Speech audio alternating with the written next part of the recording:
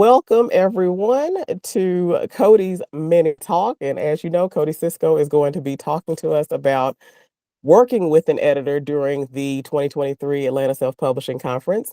But today he's just going to do a little teaser bit of information about 4 ways that you can prepare for hiring an editor. So things you can do kind of before you even start to dig into actually working with one. So I'll let him introduce himself. Thank you, Tanisha.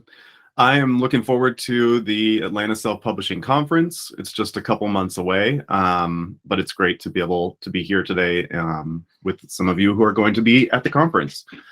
So I have something that a friend of mine referred to last week as a portfolio career, which is a term I hadn't really heard before, but when they said it, my eyes lit up. I was like, oh, you're right. This is a good way to describe it. So I'm a writer, an editor, a publisher, and a literary events organizer. So to introduce myself, I'll just like briefly mention what each of those means in terms of what I do. I write science fiction and I self-publish science fiction. So that's the writing part. As an editor, I work for a local press here in LA called Running Wild, and I'm their acquisitions editor for their Rise imprint, which is focused on authors from historically excluded communities. So I'm always looking for novels, in general, genre novels from those authors to publish.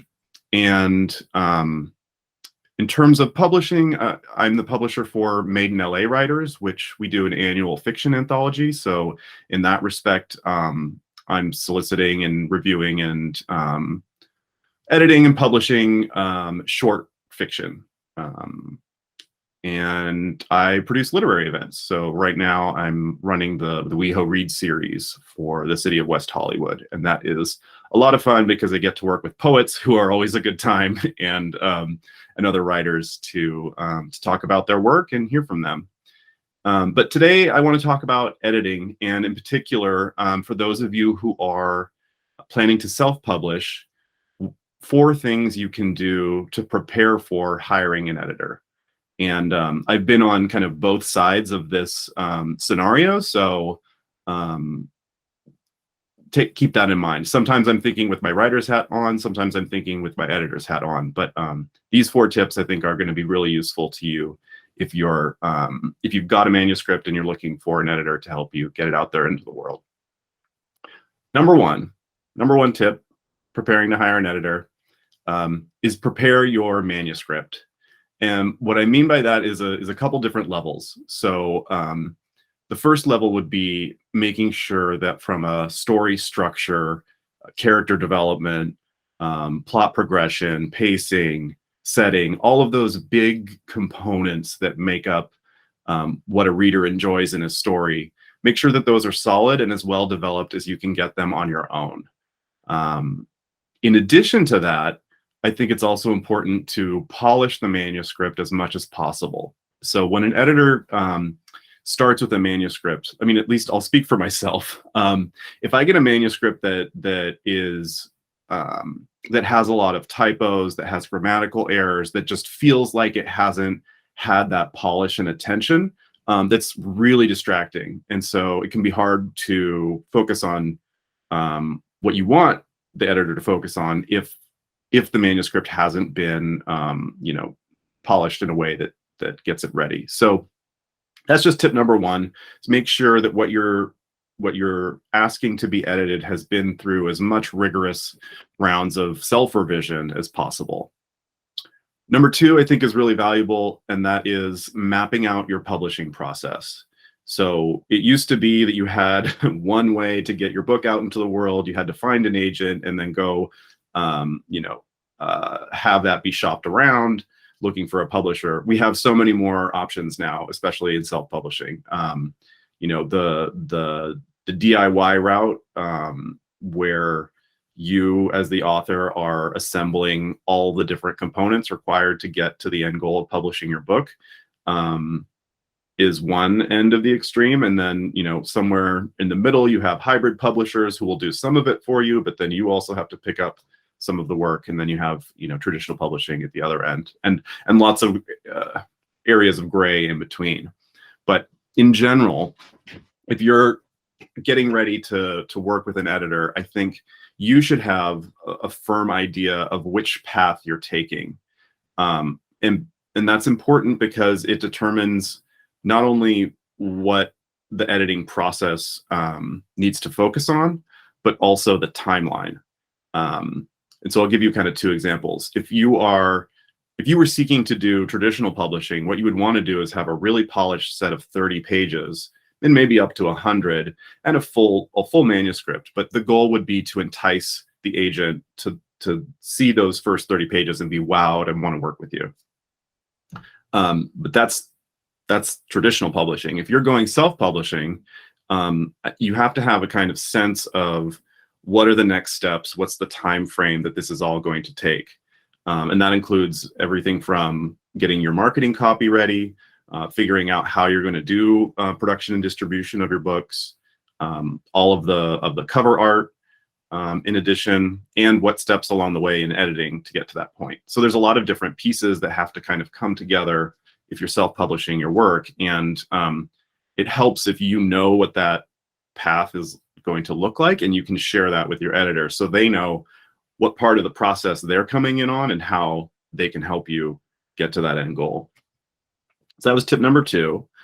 Tip number 3 is around defining the scope of your project. So editors, and I'll talk a lot more about this at the conference, but editors have different focuses depending on where they are in the process.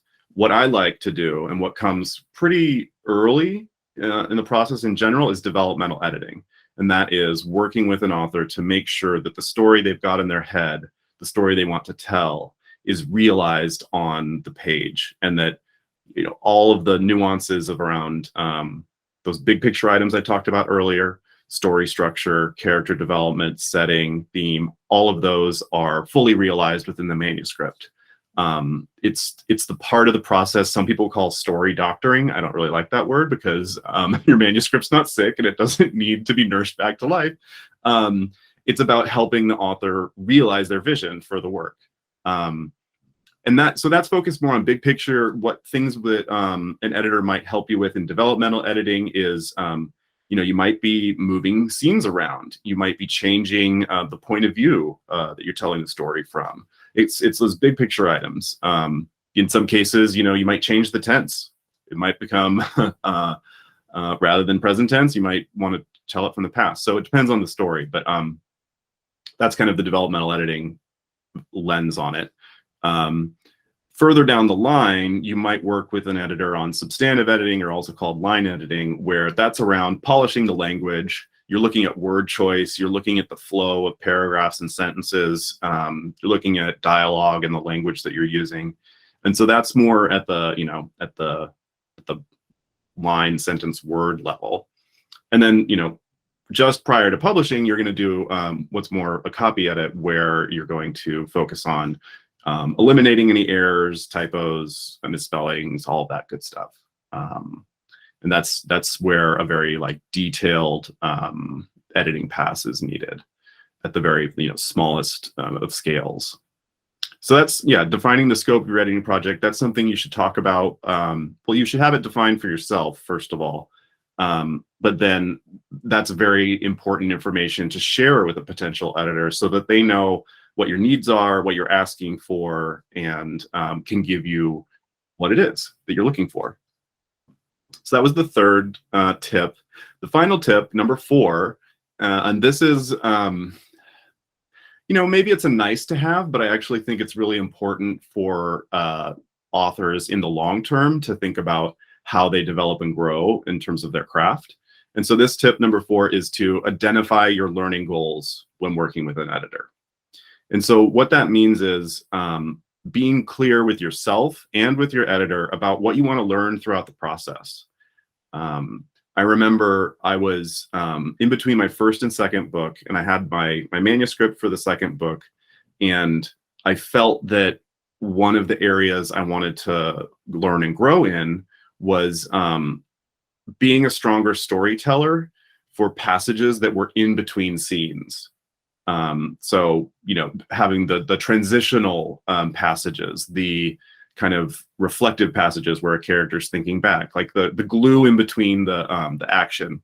And so I was very, careful during that second manuscript editing process to try to pick up on as many tips from my editor as I could. It might be other things. It might be around honing a character's voice.